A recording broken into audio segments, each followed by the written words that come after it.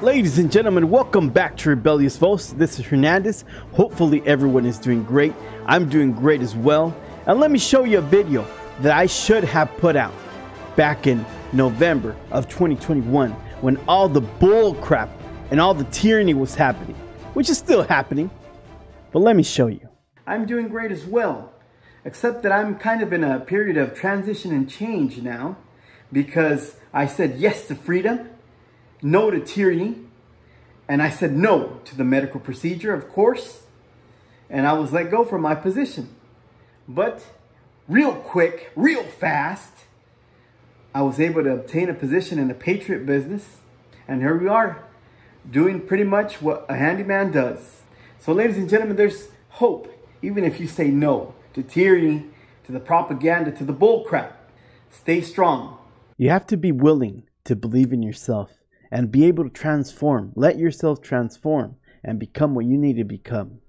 Look at this. When I received my first project on that new job, this is what I got. And this is what it became. That's right, people. Believe in yourself. Believe. I should have put it out to give a lot of people the hope and motivation that they possibly needed at the time. Because just like everybody else, I am also a commoner. I'm not part of the club. And I was let go from my position because I gave the biggest middle finger to the tyranny, the pharmaceutical product, and stood strong with freedom and my beliefs. I even wrote up a religious exemption that they asked for, and it was accepted and approved. And then I was let go. Can you believe that? Well, that's the way the game is rigged. You could go throughout your life doing what's expected of you. Good or great person in life. Helping others. But when propaganda, tyranny, and everything is thrown into the mix, you could lose everything. A lot of us lost a whole lot. I have a freaking bachelor's that I am pretty much unable to use anymore. When it comes to working for institutions, entities, anyone that pretty much sold out to the pharmaceutical companies and instituted government mandates, pharmaceuticals, in order for you or me to work for them. Think outside of the box. Think outside of the indoctrination that was put in here. Because there are unlimited amount of ways that one could survive, that one could thrive, but it's just that we lose focus. We think that we need to be dependent on businesses, on companies, on corporations. But you know what? If you have a dream, something that you want to do, all you got to do is set it up and get going with it. All those years that I helped people, that's what I always wanted to do. Always seek truth, seek justice. You know, and I got people to the next step in life. And you know what it was that got them to that next step? It was words. Words will always retain their power. Words offer the means to meaning, and for those who will listen, the enunciation of truth. And the truth is, there is something terribly wrong with this country, isn't there? Where at one time words were used to empower, now they're used to manipulate, to lie to people, to get them to do what they want them to do, to guide them or steer them in the direction of the agenda. In the media, all those lies that were spewed, all that fake news that was spread, and people are believing this madness. They can't leave those damn masks behind without feeling like they're gonna die. Oh my God.